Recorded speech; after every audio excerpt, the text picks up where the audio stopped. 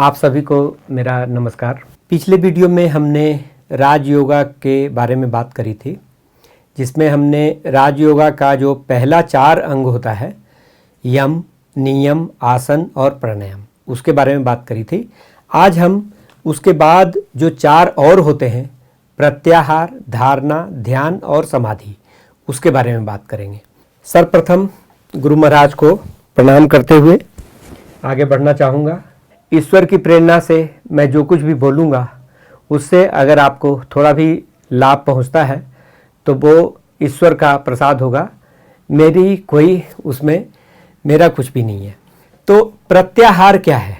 प्रत्याहार, धारणा, ध्यान और समाधि, ये राजयोग के वो ऊंचे ऐसे अंग हैं जिनके बारे में बातें करना भी बहुत ही कठिन है, क्योंकि इसके बारे में एक्चुअली तो आप तभी समझ पाओगे जब आप इनको महसूस कर सकोगे, कि बिना इसको महसूस किए इसके बारे में बातें करना ये बड़ा ही मुश्किल काम है। फिर भी मैं ये कोशिश कर रहा हूँ। जब तक हमें कुछ इनके बारे में पता नहीं चलता, तब तक हमें इसके लिए हमारे मन में वो भाव नहीं आता है कि हम क्यों राजयोगा कर रहे हैं। तो प्रत्याहार क्या है? प्रत्याहार है, जैसे आपने समझा था कि हमारा मन बहुत चंचल है। हम कभी भी जब हम ध्यान करने को बैठते हैं तो हमारा मन स्थिर रहता ही नहीं है। हम कभी भी अपने मन को किसी एक विषय पे लगा ही नहीं सकते हैं। अगर आप ध्यान करने के लिए आंखें बंद करके बैठो तो मन में विचारों का प्रवाह आंधियों की तरह चलता है। पता नहीं सैकड़ों, हजारों और कई के तो लाखों विचार जो है एक साथ क्षण भर में ही आ जाएंगे। और अगर आप मान लो आधे घंटे भी ध्यान में बैठते हो, उस आधे घंटे में पता नहीं आप क्या क्या बातें सोच लोगे, किस किस के बारे में सोच लोगे, और तरह तरह की बातें आपके दिमाग में आती ही जाएंगी, आती ही जाएंगी, आती ही जाएंगी, और वो विचार रुकने का नाम ही नहीं लेते। ऐसा लगता है जैसे वो आंधी की तरह हमारे मन के अंदर उठते जा रहे हैं। जैसे समुद्र में लहरें उठती हैं, वैसे वो विचारों की आंधी हमारे मन के अंदर चलती ही रहती है। तो कैसे ये विचारों की आंधी खत्म होगी? क्योंकि ध्यान तभी शुरू हो पाएगा जब ये विचार शांत होंगे, जब ये विचार का जो प्रवाह है, जब ये विचार की जो तरंगे हैं, जब शांत होंगी, तभी पानी स्थिर होगा। हमारे मन के अंदर का जो पानी है वो स्थिर होगा। तभी हम मन के अंदर क्या है उसको देख पाएंगे, तभी हम उसको समझ पाएंगे। योग का यही उद्देश्य है कि अपने मन को स्थिर करना, केंद्रित करना और उसको शांत करना, ताकि हम अपने अंदर जो चीज़ें हैं उसको ध्यान की उच्च अवस्था में जाकर के समझ सकें। तो प्रत्याहार के ऊपर जो 1-2 लाइनें जैसे लिखी हैं वो मैं यहाँ पे पढ़ना चाहता हूँ कि उन इंद्रियों को जो स्वभाव से विषयों में विचरण करने वाली हैं, उन्हें बलपूर्वक, मतलब अभी हमें फोर्स करके अपने मन को कॉन्सेंट्रेट कराने का बाध्य करना है, उन्हें बलपूर्वक वहाँ से लौटा लाने को प्रत्याहार कहा जाता है। पहले प्रकार का प्रत्याहार अर्थात इंद्रियों का बलात् सजातीय सकारात्मक वृत्तियों की ओर लौटा लाना ही एक प्रत्याहार है। जैसे पिछले वीडियो में मैंने आपको बताया था कि हम प्राणायाम कैसे करते हैं। प्राणायाम करते समय आपको मैंने बताया था कि 7 चक्र होते हैं। उन 7 चक्रों के ऊपर जब हम ध्यान लगाते हैं और प्राणायाम के साथ साथ जब हम उन पे ध्यान लगाते हैं, तो हमने अपने मन को एक काम दे दिया। तो अगर हम ये काम अपने मन को दे देते हैं तो धीरे धीरे हमारा मन जो है थोड़ा स्थिर होता चला जाएगा, और हम, आप कह सकते हो कि ध्यान, धारणा, समाधि की जो पहली अवस्था है वो प्रत्याहार में हम पहुंच पाएंगे। इसके बारे में जो राजयोगा और इन सब ग्रंथों में लिखा हुआ है, मैं उनका संदर्भ लेना चाहूँगा। तो मन को संयत करना, ये हमने समझ लिया कि बहुत कठिन है। इसकी उपमा ये विवेकानंद जी ने लिखा हुआ है, अपनी राजयोग की किताब में लिखा है कि इसकी उपमा एक उन्मत्त बानर से की गई है, बंदर से। वहीं कहीं मान लो एक बंदर था और उस बंदर में चंचलता तो बहुत रहती ही है, और मान लो उतने से भी संतुष्ट नहीं होकर के किसी ने मान लो उसको शराब पिला दिया, तो शराब पिला देंगे तो बंदर जो है और ज़्यादा मनमस्त हो जाएगा एकदम, इससे वो और ज़्यादा चंचल हो जाएगा। फिर मान लो उसको एक बिच्छू ने डंक मार दिया है, तो बिच्छू ने डंक मार दिया तो वो और उछलना कूदना शुरू कर देगा। तो हमारा मन कुछ ऐसा ही है। हमारे मन को हर तरह के बिच्छुओं ने भी डंक मारा हुआ है। बिच्छुओं ने, कौन से बिच्छुओं ने हमें डंक मारा हुआ है? हम संसार की चीज़ों के प्रति जो आसक्ति है हमारी, उन सब कह सकते हो कि उनका नशा हमारे ऊपर है। तो ऐसे मन को हम कैसे शांत करें? ऐसा मन जो इतना उन्मत्त होकर के कहीं भी विचरण करने चला जाता है, आपका उस मन के ऊपर कोई कंट्रोल ही नहीं है, उसको हम कैसे शांत कर सकते हैं? तो उसको शांत करने के लिए इसीलिए प्राणायाम करने की हमें ज़रूरत है। जब हम प्राणायाम करेंगे, अपने मन को एक खास केंद्रों में कंसंट्रेट करेंगे और उसके बाद जब हम ध्यान करने लगेंगे तो उस समय हमारा मन अपने आप एक प्रत्याहार की अवस्था में पहुंच जाएगा। प्रत्याहार वैसे ये हमें फोर्सली करना है, हमें फोर्सली अपने मन को किसी एक स्थान पे केंद्रित रखना है। यहाँ पे कई सारे लोग कई तरह का सहारा लेते हैं। जैसे कई लोग मन को ये आँख के दो भौहों के बीच में केंद्रित करने की कोशिश करते हैं, तो इससे भी हम एक ध्यान की अवस्था में धीरे धीरे चले जाते हैं। या कई लोग किसी भगवान के फोटो का सहारा लेते हैं, जैसे हम कृष्ण भगवान का सहारा ले लें, हम राम का सहारा ले लें, श्री राम लक्ष्मण सीता जी के तस्वीर का सहारा ले लें, या यीशु भगवान का सहारा ले लें।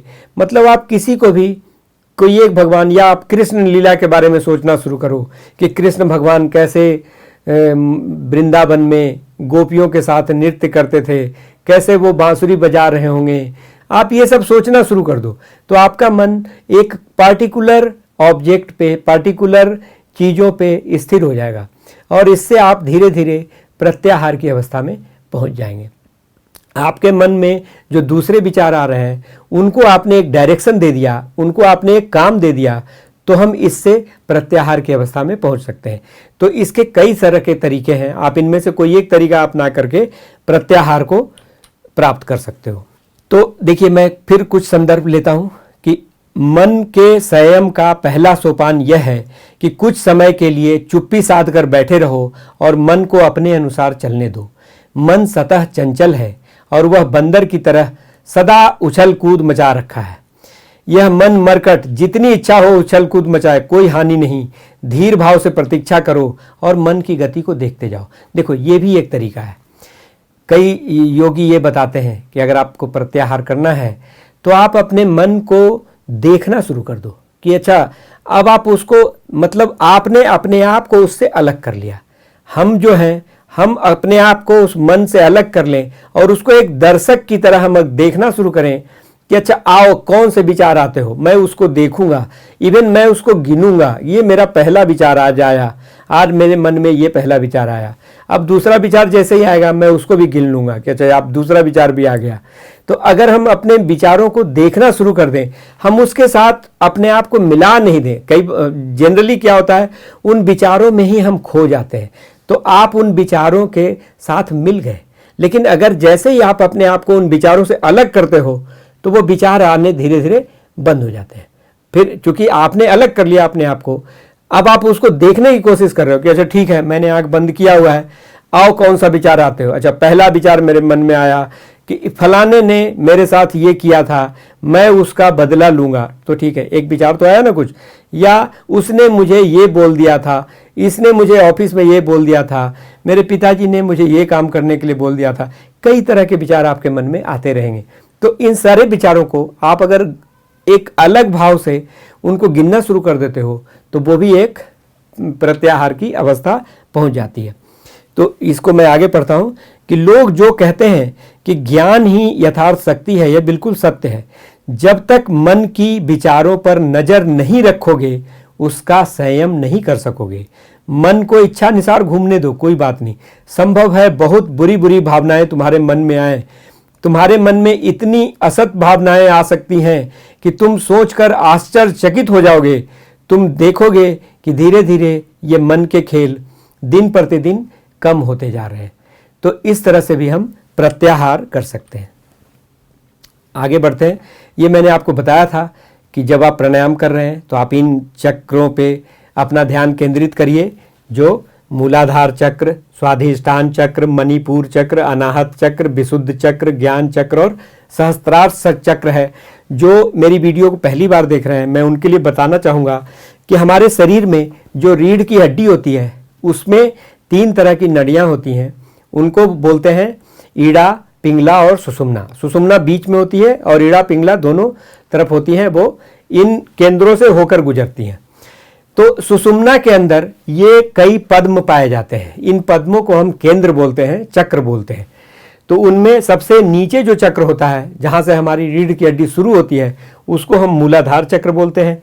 उसके ऊपर थोड़ा आप 2-4-5 सेंटीमीटर ऊपर ले लें तो वहाँ पे स्वाधिष्ठान चक्र होता है।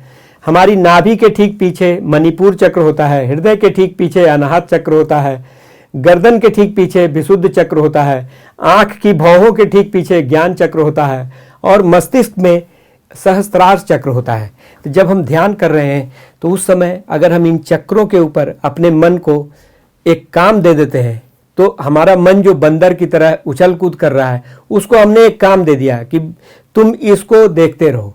तुम नीचे से ऊपर जाओ पहले, फिर ऊपर से नीचे आओ। जब आप प्राणायाम कर रहे हैं, जैसे जब आप श्वास को नीचे अंदर की तरफ ले रहे हैं, तब आप नीचे से हर एक पे एक बार सोचना शुरू करिए और हर एक पे उस पे अपना जो भी आपने मंत्र चुना हुआ है उसका एक बार जाप करते जाइए। तो इस तरह से हमने अपने मन को एक खास काम में लगा दिया। तो इससे हम धीरे धीरे प्रत्याहार की अवस्था में चले जाते हैं। जैसे जैसे हमारे मन के विचार धीरे धीरे खत्म होंगे, आप देखेंगे आपके मन में शांति आती जाएगी। आपका मन ध्यान और धारणा और ध्यान की अवस्था में धीरे धीरे अपने आप अग्रसर हो जाएगा।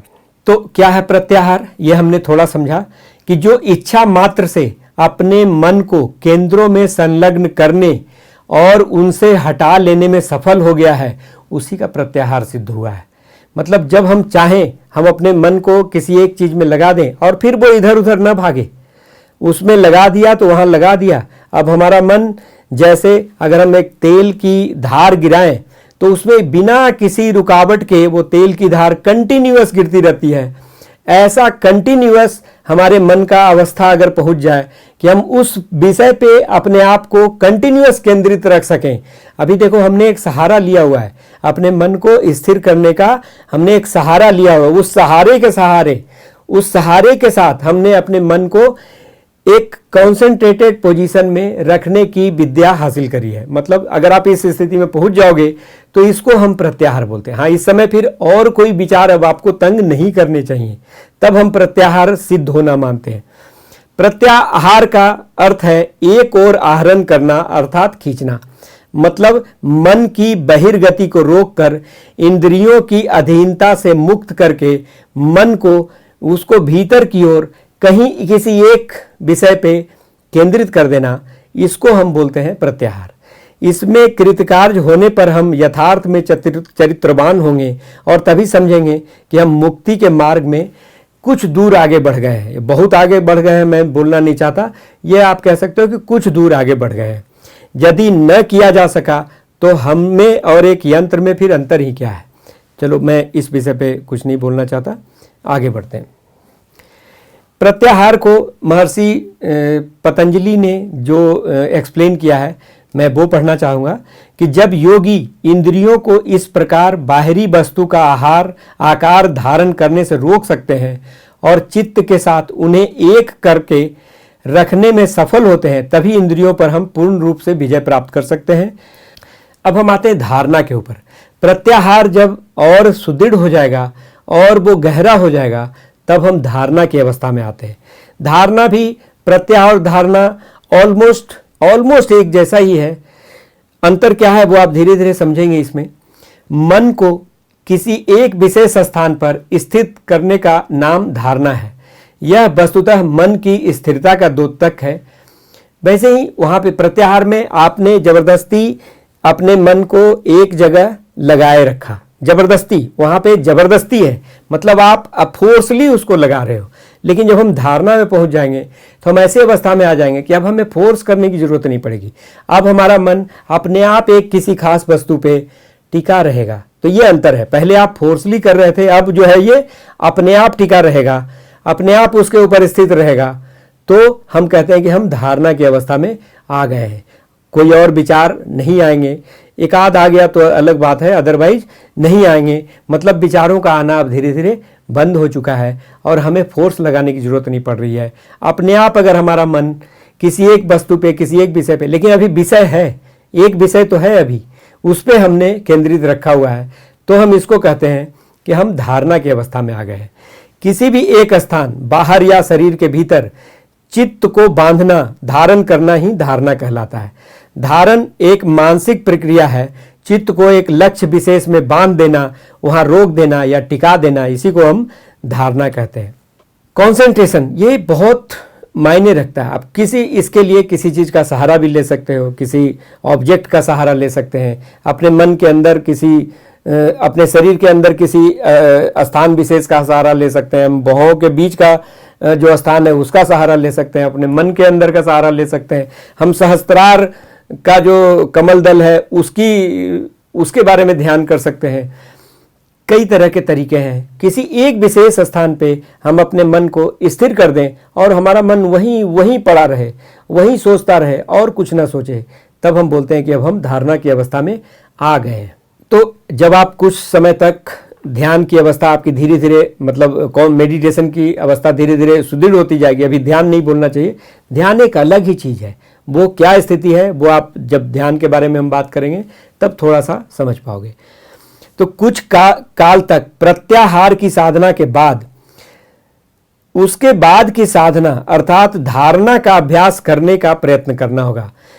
प्रत्याहार के बाद है धारणा। धारणा का अर्थ है मन को देह के भीतर या उसके बाहर किसी स्थान विशेष में धारण करना या स्थापन करना। ये सेम चीज है जो हम डिस्कस कर चुके हैं। मन को स्थान विशेष में धारण करने का अर्थ क्या है? इसका अर्थ यह है कि मन को शरीर के अन्य सभी स्थानों से अलग करके किसी विशेष अंश में बलपूर्वक उसको लगा के रखना। वो एक्चुअली प्रत्याहार था, लेकिन अब अगर बलपूर्वक लगाने की जरूरत नहीं पड़ रही है तो हम उसको धारणा में बदल देते हैं। कि मानो जैसे अगर मैंने अपने मन को अपने हाथ के ऊपर धारण कर लिया कि मैं अपने हाथ के बारे में सोच रहा हूं, अपने हाथ की उंगलियों के बारे में सोच रहा हूं, तो मेरे मन में और कोई विचार नहीं आने चाहिए और कहीं मेरा ध्यान नहीं होना चाहिए। इवन धीरे धीरे मैं अपने बाकी शरीर के अंगों को भूल जाऊं, एकदम मेरे शरीर में जैसे और कोई अंग ही नहीं है, ऐसा भाव आ जाए, तब हम कह सकते हैं कि हम धारणा की स्थिति में पहुंच चुके हैं। हम लोग सरोवर की तली को नहीं देख सकते। क्यों? क्योंकि अगर तरंगे बहुत सारी होंगी तो हम अपने मन के अंदर क्या है उसको नहीं देख पाएंगे। उस तली की झलक मिलना संभव तभी है जब ये सारी लहरें शांत हो जाएं, पानी स्थिर हो जाए। यदि पानी गंदला हो या सारे समय उसमें हलचल होती रहे तो वो तली कभी दिखाई देगी ही नहीं। तो हमारे मन की स्थिति वैसी ही है। या तो हमारे मन के ऊपर विषयों का, इन विचारों का एक गंदी परत लग गई है, जिसके कारण हम अपने मन के अंदर जो ईश्वर का जो रूप है उसको हम देख ही नहीं पाते हैं। हमारे मन के अंदर क्या है उसको हम समझ ही नहीं पाते हैं। तो जब तक हम अपने मन को, इन लहरों को शांत नहीं करेंगे तब तक हम मन के अंदर की उस स्थिति को देख ही नहीं पाएंगे जिसमें अपार सुख है। आप कह सकते हो जब आप उस स्थिति को प्राप्त करते हो ना, अगर कभी ध्यान लग जाए उस समय कैसा लगता है ये वही बता सकता है जो कभी ध्यान की अवस्था में पहुंचा हो। ये मैं आपको किसी भी तरीके से नहीं समझा सकता कि वो अवस्था कैसी होती है। वो तो तभी समझ पाओगे जब आप खुद उस चीज़ को करोगे। तो धारणा देखो, ये महर्षि पतंजलि ने भी वही बात करी है जो विवेकानंद जी ने करी है। तो अलग अलग किताबों में सेम संदर्भ दिए हुए हैं। मैं उनके साथ ही इनको समझाने की कोशिश कर रहा हूँ कि ज्यों ही लहरें शांत हो जाती हैं और पानी स्थिर हो जाता है त्यों ही हम सरोवर की तली को देख पाते हैं। सेम बात है मन के बारे में, ठीक ऐसा ही समझो। जब यह शांत हो जाता है तब हम देख पाते हैं कि मन का असल स्वरूप क्या है। फिर उन तरंगों के साथ अपने आप को एक रूप नहीं कर लेते, वरन हम उसमें अपने स्वरूप में अवस्थित रहते हैं। तो इसका नाम धारणा है। तो इसको आप तभी समझ सकते हैं जब आप ध्यान करना शुरू करेंगे, मतलब मेडिटेशन करना शुरू करेंगे। राजयोगा में जब आप एक बहुत आगे बढ़ जाएंगे थोड़ा, तब जाके आपको ये चीज़ें समझ में आएंगी। ये ऐसा नहीं कि 2-4 दिन की साधना में आपको समझ में आ जाएगा। जब आप साल, 2 साल, 5 साल, 10 साल की साधना करेंगे तब जा करके हो सकता है कि आप ध्यान की इस गहन, मतलब प्रत्याहार, धारणा और ध्यान की इन गहन अवस्थाओं में धीरे धीरे पहुंच सकते हैं। कई लोगों को तो कई जन्म लग जाते हैं तब भी उनको इन अवस्थाओं का ज्ञान नहीं हो पाता है। तो ये डिपेंड करता है कि आप किस लेवल तक अपने आप को कॉन्सेंट्रेट कर सकते हैं, किस लेवल तक अपने मन के विचारों को आप शांत कर सकते हैं। ये इतनी साधारण बात नहीं है, ये बहुत ही कठिन बात है और ये आप तभी समझ पाओगे जब आप इसको खुद करने की कोशिश। ध्यान, अब हम आते हैं ध्यान के ऊपर। ध्यान क्या है फिर? अभी तो हमने प्रत्याहार और धारणा के बारे में समझा। प्रत्याहार में हम बलपूर्वक किसी एक वस्तु पे लगा करके अपना ध्यान रख रहे थे। धारणा में अब वो बलपूर्वक नहीं, वो स्वतः होने लग गया। तो ध्यान क्या है? ध्यान में अगर वो जो एक वस्तु जिसके ऊपर आपने ध्यान लगाया हुआ है वो वस्तु भी धीरे धीरे गायब हो जाए, तो मन की विचारें तो पहले ही शांत हो चुकी हैं, अगर वो वस्तु भी धीरे धीरे गायब हो जाए तब हम ध्यान की अवस्था में पहुंच जाएंगे। उस समय मतलब आपके मन के अंदर न कोई विचार होगा, न जैसे आप भौं के बीच में आप स्थिर कर रहे हो अपने आप को, या हाथ की उंगलियों पे अपने आप को स्थिर कर रहे हो, तो जब वो विचार भी नष्ट हो जाएगा तब हम मन की उस शांत अवस्था में पहुंच जाएंगे जिसको हम बोलते हैं ध्यान। ध्यान तब होता है जब मन एकदम शांत हो जाता है। ध्यान में कोई कल्पना नहीं होती है, क्योंकि कल्पना बुद्धि से उठती है। जब आप सोचना शुरू करते हो तब कल्पना आती है, तब आपका कोई विचार आता है। तो जब वो विचार ही नष्ट हो जाएगा तब आप ये सोचना बंद कर देते हैं एक तरह से। जब आपका ये सोचना भी बंद हो जाए तब आप ध्यान की उस अवस्था में पहुंच पाएंगे। जिस क्षण बुद्धि स्थिर होती है और वैयक्तिक अहम अस्तित्वहीन हो जाता है, दिव्य प्रकाश हमारे हृदय में चमक उठता है और हम उसके साथ समाहित हो जाते हैं। इन शब्दों का क्या अर्थ है ये आप तभी समझ सकते हैं जब आप इस अवस्था को प्राप्त करें। बिना इसको अनुभव किए हम इसके बारे में कुछ नहीं समझ सकते कि ये कितनी बड़ी बात है और कितने मन की कौन सी ये अवस्था है। क्योंकि जब तक हमारे मन में विचारों का ये प्रवाह चल रहा है, जब तक हमारा मन स्थिर नहीं होता, तब तक हम ध्यान को नहीं समझ सकते हैं। इस समय हमारा वो एक जिसका सहारा हमने लिया हुआ था वो सहारा भी खत्म हो जाना चाहिए, तब हम ध्यान की अवस्था में आते हैं। और ये बहुत बड़ी बात है। अभी हम समाधि की ओर नहीं आए हैं। समाधि तो ध्यान की अवस्था भी बहुत देर तक अगर परिपक्व हो जाएगी तब हम समाधि की अवस्था में पहुंचेंगे। ये कुछ बातें यहाँ पे लिखी हुई हैं, मैं जस्ट पढ़ना चाहता हूँ कि हृदय कमल में या सिर के ठीक मध्य में या शरीर के किसी अन्य स्थान में अपने मन को धारण करने का नाम है धारणा। तो धारणा में मतलब किसी न किसी चीज के ऊपर आप कॉन्सेंट्रेट कर रहे हैं।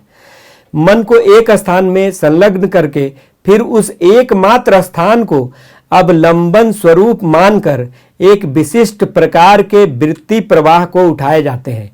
दूसरे प्रकार के वृत्ति प्रवाहों से उनको बचाने का प्रयत्न करते करते वो प्रथमोक्त वृत्ति प्रवाह क्रमशः प्रबल आकार धारण कर लेता है। अब देखो, ये समझिए, आपके मन में 100 तरह की विचारें आ रही हैं। हमने क्या करा? हमने अपने मन को बलपूर्वक किसी एक विचार पे स्थिर कर दिया या किसी एक वस्तु पे स्थिर कर दिया। इसको बोलेंगे हम प्रत्याहार। अब मान लो ये मैं बलपूर्वक करते करते करते करते उस पे अब हमें बल नहीं लगाने की जरूरत पड़ रही है और उसी वस्तु पे, उसी स्थान पे अगर हमारा मन स्थिर है और वो इधर उधर नहीं जा रहा है, तब ये धारणा में पहुंच जाता है। और धीरे धीरे अगर ये वस्तु भी गायब हो जाए जिसका हमने सहारा लिया हुआ है और हमारा मन अभी भी इधर उधर नहीं भाग रहा है, तब हम कहेंगे कि अब हम मन की उस अवस्था में पहुंच चुके हैं जहां न हमारे मन में कोई विचार है, न कोई शब्द है, न हम हैं, न हमारा शरीर है, कुछ भी नहीं है। फिर आप जो हैं, लेकिन ये नींद की अवस्था नहीं है। ये उस समय हमारा शरीर, हमारा जो मन है, हमारी जो चेतना है, वो सबसे ज्यादा जागृत रहेगी, वो सबसे ज्यादा जगा हुआ रहेगा। वो देख रहा होगा कि हम क्या हैं। हम उस ध्यान की अवस्था में जहां हमारे मन में कोई विचार नहीं उठ रहा है और हमें किसी वस्तु का, किसी स्थान का सहारा लेने की भी जरूरत नहीं पड़ रही है और फिर भी हमारे मन में कोई और विचार नहीं आ रहा है, तब हम ध्यान की उस अवस्था में पहुंच पाते हैं। तो मैं आगे पढ़ता हूं, जो मैंने समझाया वही चीज यहां लिखा हुआ है कि और ये दूसरे वृत्ति प्रवाह कम होते होते अंत में बिल्कुल चले जाते हैं। और उसके बाद जब ये जो पहला वृत्ति प्रवाह था जिसका हमने सहारा लिया हुआ था, फिर बाद में उन प्रथमोक्त वृत्तियों का भी अगर नाश हो जाता है तो केवल एक वृत्ति वर्तमान रह जाती है। इसको ध्यान कहते हैं। और जब इस अवलंबन की भी आवश्यकता नहीं रह जाती है। धीरे धीरे जब वो उस अवलंबन की भी आवश्यकता है, उस सहारे की भी आवश्यकता नहीं रह जाती है, तब हम उस ध्यान की अवस्था में पहुंच जाते हैं। और ध्यान जब सुदृढ़ होता जाता है, कई समय बहुत समय तक अगर हम ध्यान की उस अवस्था में बैठे रहेंगे तो धीरे धीरे हम फिर समाधि की अवस्था में प्रवेश कर जाते हैं।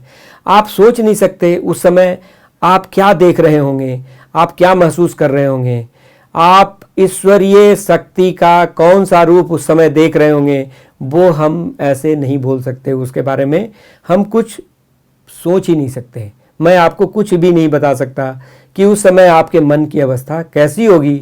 जिस समय आपके मन में कोई भी विचार नहीं है, उस समय हम किस स्थिति में रहेंगे, ये मैं आपको कुछ बोल के नहीं बता सकता। Thoughtless condition of mind is called ध्यान। मतलब बिल्कुल थॉटलेस कंडीशन, कोई भी थॉट हमारे दिमाग में नहीं है। Continuous concentration on a object without breaking is called dharana. वो धारणा है, continuous concentration on a object. जब ये ऑब्जेक्ट भी खत्म हो जाता है तब हम बोलते हैं कि अब हम ध्यान पे आ गए। तब आप सोचो, अभी तो ध्यान की अवस्था के बारे में ही हम नहीं समझ पा रहे हैं कि मन की वो कौन सी अवस्था होगी जिसको हम ध्यान कहते हैं, तो समाधि को समझना कितना कठिन होगा। अब आप ये समझिए, समाधि जो है वो अवस्था है जिस समय आप इस संसार की जो जटिलताएं हैं, जो रहस्य हैं, ये जीवन क्या है, ये जीवन कैसे बना, इवन हम उन गुत्थियों को उस समय समझ चुके होंगे, सुलझा चुके होंगे। तो उस स्थिति को पहुंचने को हम बोलते हैं समाधि। समाधि प्राप्त व्यक्ति का स्थिति क्या होगा, इसको मेरी सामर्थ्य नहीं है कि मैं आपको इसको समझा सकूं। फिर मैं कुछ चीज़ों का सहारा लूँगा इसमें, ताकि कुछ इसके बारे में हम बातें कर सकें। समाधि वह अवस्था है जहां अभ्यास करने वाला व्यक्ति ज्ञान, ईश्वर क्या है और ज्ञेय अर्थात ईश्वर सभी एक हो जाते हैं। व्यक्ति दिव्य चेतना के साथ जुड़ जाता है। जो समाधि प्राप्त कर लेते हैं वो एक स्वर्गिक उज्जवल प्रकाश अपने अंदर देखने लग जाते हैं, स्वर्गिक ध्वनि सुनते हैं और अपने में ही एक अनंत विस्तार देखते हैं। योगी की चेतना शाश्वत शांति, निश्चलता और परमानंद की प्राप्ति कर लेती है और योगी मुक्त हो जाता है। समाधि को प्राप्त किया व्यक्ति ही केवल जान सकता है कि समाधि एक्चुअली में क्या है। इस अवस्था में द्वैतता नष्ट हो जाती है, मतलब अलग अलग हम हैं, ये जो फीलिंग है वो नष्ट हो जाती है। कोई दिन नहीं है, कोई रात नहीं है, न अंधकार है, न प्रकाश है, न कोई गुण है, न रंग है। आप एक उस अवस्था में पहुंच गए जहां आप सारी चीज़ों को संपूर्ण क्लैरिटी के साथ समझ रहे होंगे। योग शास्त्र में ये लिखा हुआ है, जो पतंजलि का जो योग शास्त्र है उसमें ये लिखा हुआ है, समाधि दो प्रकार की होती है। पहला, समाधि के भी दो प्रकार हैं। एक होता है संप्रज्ञात समाधि और दूसरी असंप्रज्ञात समाधि। इसी को सविकल्प समाधि और निर्विकल्प समाधि करके एक्सप्लेन किया है। तो सविकल्प समाधि में फिर भी हमें थोड़ी सी अभी और उच्च अवस्था को प्राप्त करना बाकी रह जाता है, लेकिन जब हम निर्विकल्प समाधि या असंप्रज्ञात समाधि को प्राप्त कर लेते हैं तो उसके बाद कुछ और शेष नहीं रह जाता है। आप कह सकते हैं कि एक निर्विकल्प समाधि को प्राप्त किया हुआ मनुष्य, वो समझिए ईश्वर के उस परम सत्ता को, उस परम सत्ता की अनुभूति कर लेता है, जिसके बाद हमें कुछ और जानने को बाकी नहीं रह जाता है। दूसरे श्लोक में कुछ और चीज़ें इन्होंने लिखी है कि यही वह पूर्ण ज्ञानातीत असंप्रज्ञात समाधि है जिसको हम निर्विकल्प समाधि कह रहे हैं, जो हमें मुक्त कर देती है। पहले जिस समाधि की बात कही गई है वो हमें मुक्ति नहीं दे सकती, आत्मा को मुक्त नहीं कर सकती, लेकिन अगर निर्विकल्प समाधि की अवस्था प्राप्त कर लें तो आप समझ सकते हैं कि हम इस जन्म मरण के चक्कर से छूट चुके हैं, हम ईश्वर को प्राप्त कर चुके हैं, हमने ईश्वर की अनुभूति कर ली है। अगर हम निर्विकल्प समाधि को पहुंच गए तो हम ईश्वर की अनुभूति कर चुके होंगे। इनफैक्ट भारत एक ऐसा देश है जहाँ पे इस तरह के कई सारे लोग हुए हैं। मैं जो अभी आपको ये जो 4 फोटो में दिखाता हूँ, बाबा जी महाराज, लाहिड़ी महाशय, युक्तेश्वर गिरी जी, परमहंस योगानंद जी, ऐसे लाहिड़ी महाशय के पता नहीं कितने सारे शिष्य हैं और उनके भी कई सारे शिष्य हैं। उन सब ने क्रिया योग से इस अवस्था को प्राप्त किया हुआ है। कई सारे लोग हैं जिन्होंने इस अवस्था को प्राप्त किया हुआ है। इसके लिए मैं आपको एक बुक रेफ़र करता हूँ, आप उस किताब को पढ़िए तो आपको इसके बारे में बहुत कुछ पता चलेगा। उस किताब का नाम है ऑटोबायोग्राफी ऑफ ए योगी। हिंदी में उस किताब का नाम है योगी कथामृत। ये श्री परमहंस योगानंद जी के द्वारा अपनी आत्मकथा लिखी गई है और वो एकमात्र संत हैं ऐसे जिन्होंने इस समाधि की अवस्था को प्राप्त करने के बाद अपनी उच्च स्थिति में रहते हुए इस किताब को लिखा है।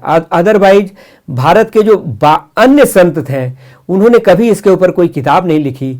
इसके बारे में कभी किसी ने इस तरह से बताया ही नहीं है कि ये योग क्या है, क्रिया योग क्या है, राज योगा क्या है। मैं थोड़ा बहुत बताने की इसलिए कोशिश कर रहा हूँ, मैं आपको कुछ ज़्यादा मैं नहीं बता रहा हूँ।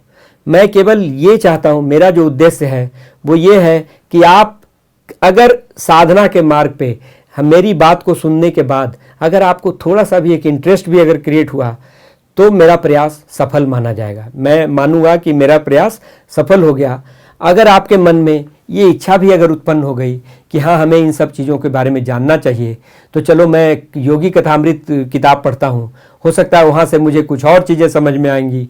और अगर आपको ईश्वर के प्रति थोड़ा सा भी एक मन में भाव उत्पन्न हो गया तो वही मेरी सफलता होगी। मैं उसी को मानूंगा कि मेरा प्रयास सफल हो गया। अपने आप को ईश्वर की उस उच्च अवस्था में पहुंचाना ही हमारे मानव जीवन का उद्देश्य है और ये सारा कुछ व्यर्थ है। मैंने इसके पहले आपको बताया था कि आपको कुछ भी मिल जाए वो आपको कभी भी पूर्ण संतुष्टि नहीं दे सकता है। हम आगे बढ़ते हैं। तो ये मैंने आपको बताया, ये श्री बाबा जी महाराज हैं, मैं इनको प्रणाम करता हूँ। लाहिरी महाशय, श्री युक्तेश्वर गिरी जी, परमहंस योगानंद जी, इनके बारे में भी मैं कुछ वीडियो बनाऊंगा जिसमें मैं इनके बारे में, इनकी जो सच्ची घटनाओं के ऊपर जो चीज़ें हमें किताबों में मिलती हैं, इवन योगी कथामृत के ही कुछ अंश मैं आपको सुनाना चाहूँगा।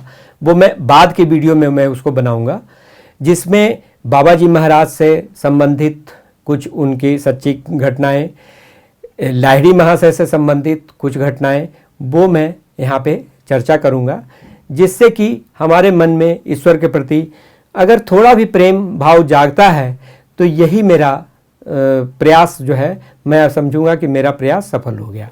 आप सभी जानते होंगे ये कौन है। इनके हाथ में आप देखिए योगी कथामृत की किताब है, autobiography of A Yogi.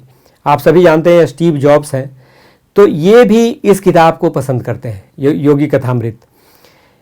Even George Harrison, Ravishankar ji, Steve jobs, इन सभी ने भी इस किताब को बहुत पसंद किया है।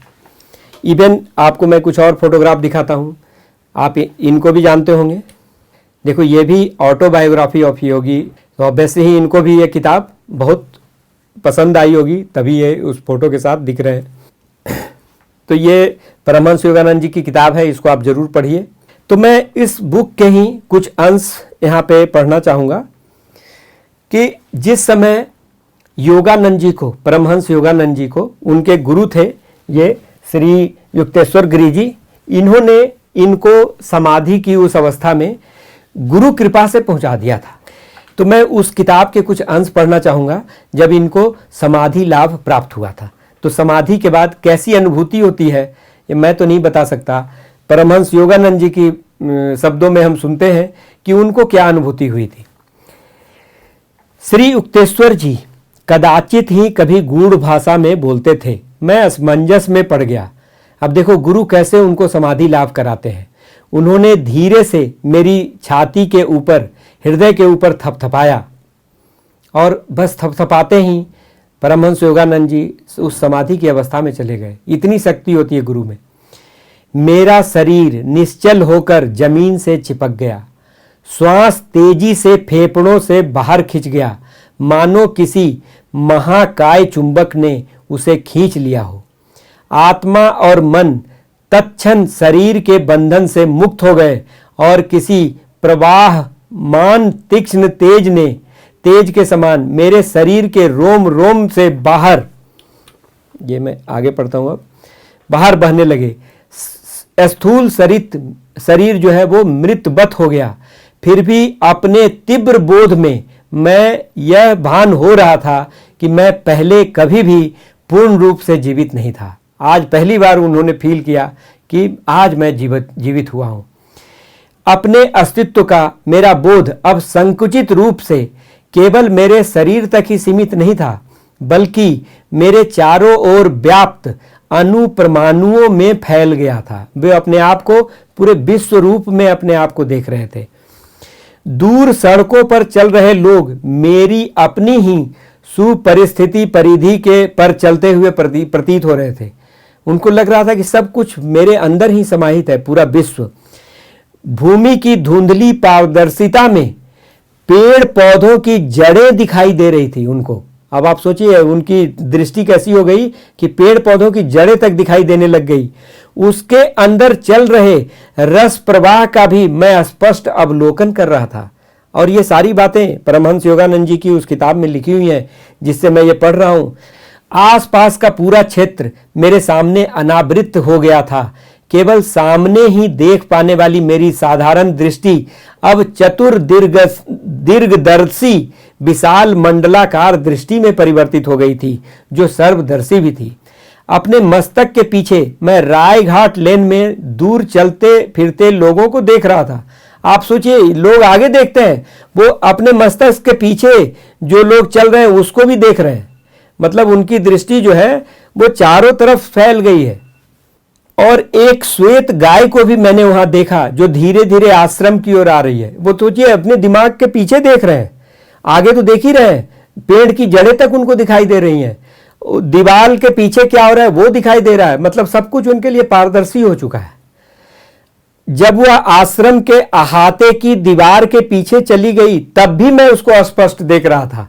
मेरी विशाल दर्शी दृष्टि में दिखने वाली सारी वस्तुएं तेज चलने वाले चलचित्रों की भांति कंपित और स्पंदित थीं। मेरा शरीर, गुरुदेव का शरीर, चारों ओर खंभों से गिरा आश्रम का चौक, फर्नीचर और फर्श, पेड़ पौधे और धूप यदा कदा उग्रता से स्पंदित होते, जब तक कि सब कुछ प्रकाश सागर में विलीन नहीं हो गया। ठीक वैसे जैसे पानी से भरे ग्लास में चीनी डालने के बाद हिलाने से वह घुल मिल जाती है। सब कुछ अपने में विलीन कर लेने वाला यह प्रकाश बीच बीच में आकर आकार धारण कर लेता था, फिर वह आकार उसी प्रकाश में विलीन हो जाता था। प्रकाश और स्थूल आकार पर्याय कर्म में एक दूसरे में रूपांतरित होकर सृष्टि के कार्य कारण सिद्धांत को स्पष्ट कर रहे थे। अब आप समझिए ये कि सृष्टि कैसे चल रही है, वो अणु परमाणु कैसे बन रहे हैं, कैसे तरंगें क्या होती हैं, कौन सी तरंगों से ये संसार बना है, वो किसमें वो कैसे समाहित हो रही हैं, ये तो अब वही बता सकते हैं वो उन्हें क्या दिख रहा था। उन्होंने जो एक्सप्लेन किया है मैं बस वो आपको पढ़ रहा हूँ। मेरी आत्मा के शांत अनंत तट पर सागर के समान आनंद उमड़ पड़ा था। मैंने अनुभव किया कि ईश्वर का स्वरूप अक्षय आनंद है। उसका शरीर प्रकाश के असंख्य तंतु हैं, प्रकाश के असंख्य तंतु हैं। मेरे अंदर उमड़ती दिव्य ज्योति ने विस्तृत होते होते, वो जो दिव्य ज्योति जिससे उनको आगे पीछे सब दिखाई दे रहा था, वो धीरे धीरे नगरों, महाद्वीपों, पृथ्वी, सूर्यमंडल, तारामंडल, निहारिका पुंज और अंतरिक्ष में प्रवर्तमान ब्रह्मांडों को भी अपने में समा लिया था। अब आप सोचिए उनकी दृष्टि इतनी विशाल हो गई कि वो पृथ्वी से लेकर के पूरे ब्रह्मांड को देख रहे थे। रात में दूर से दिखाई पड़ने वाले प्रकाशमय शहर की भांति समस्त ब्रह्मांड मेरे अस्तित्व की अनंतता में जगमगा रहा था। आप सोच ही नहीं सकते कि वो क्या देख रहे थे।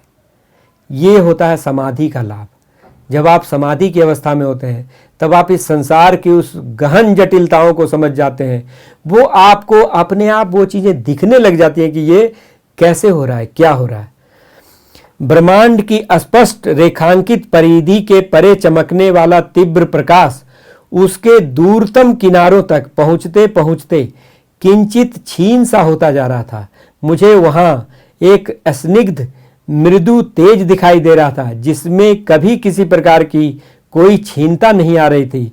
वह तेज अवर्णनीय रूप से सूक्ष्म था और नक्षत्र पुंजों के आकार अपेक्षाकृत स्थूल प्रकाश से बने हुए थे। एक शाश्वत उद्गम स्रोत से दिव्य किरणों का प्रसार हो रहा था और वे अवर्णनीय प्रभा मंडल से देदीप्यमान आकाश गंगाओं में रूपांतरित हो रहे थे। बार बार मैं सृजनात्मक किरणों को नक्षत्रों में और फिर विस्तृत पारदर्शक ज्वालाओं में रूपांतरित होते हुए देखा। लयबद्ध पर्यावर्तन के द्वारा करोड़ों करोड़ों विश्व का पारदर्शक तेज में विलय होते हो गए और फिर वो तेज महाव्योम बन गया। इसको वही समझ सकते हैं जो इस अवस्था को प्राप्त कर चुके हैं, वही इसको एक्सप्लेन कर सकते हैं। उनमें ही ये शक्ति है, मुझ में तो कोई शक्ति नहीं है। मुझे यह ज्ञान हुआ कि समस्त तेजो ब्रह्मांड का केंद्र मेरे हृदय में स्थित अंतर्ज्ञान अनुभूति का बिंदु है। एक प्रकाशकारी ज्योति मेरी नाभि से समस्त ब्रह्मांड के प्रत्येक भाग को प्रसारित हो रही थी। परमानंदमय अमृत मेरे अस्तित्व के कण कण में पारे की भांति व्याप्त हो रहा था। ईश्वर की सृजनात्मक ध्वनि को, ब्रह्मांड के प्रेरक यंत्र की ध्वनि को मैं ओम की झंकार में परिवर्तित होते सुन रहा था। अब वो समझिए, इस स्थिति में ओम की आवाज़ सुन रहे हैं, तो ये ब्रह्मांड में ये जो, इसीलिए ओम को महामंत्र बोला जाता है। तो आई होप आपको कुछ तो यहाँ पे चीज़ें समझ में आई हैं। जितना मैंने कोशिश करी है कि मैं इन चीज़ों को जिस तरह से भी थोड़ी सी मैं कोशिश करूं कि एक्सप्लेन कर सकूं। मैं कितना सफल हो पाया हूं मुझे नहीं पता। मेरा उद्देश्य यही है कि आप इन चीज़ों से थोड़ा सा आपके मन में ये विचार उत्पन्न हो, ताकि हम इस चीज़ को प्राप्त करने की कोशिश करें जो हमारे मानव जीवन का सबसे बड़ा लक्ष्य है, और यही एकमात्र लक्ष्य है। अगर आप इन मार्गों पर चलते जाते हैं तो अवश्य ही एक बहुत ही सुंदर जीवन की ओर आप आगे बढ़ेंगे, जिसमें हम ज्ञान की उस अवस्था को प्राप्त कर सकते हैं जिसको हम राजयोग की परम अवस्था कह सकते हैं, जिसके बाद हमें कुछ जानने के लिए नहीं रह जाएगा। तो आशा करता हूँ आपको ये वीडियो पसंद आया है और भगवान की भक्ति आपको मिले। इसी इच्छा के साथ मैं इस वीडियो को ख़त्म करता हूँ। धन्यवाद।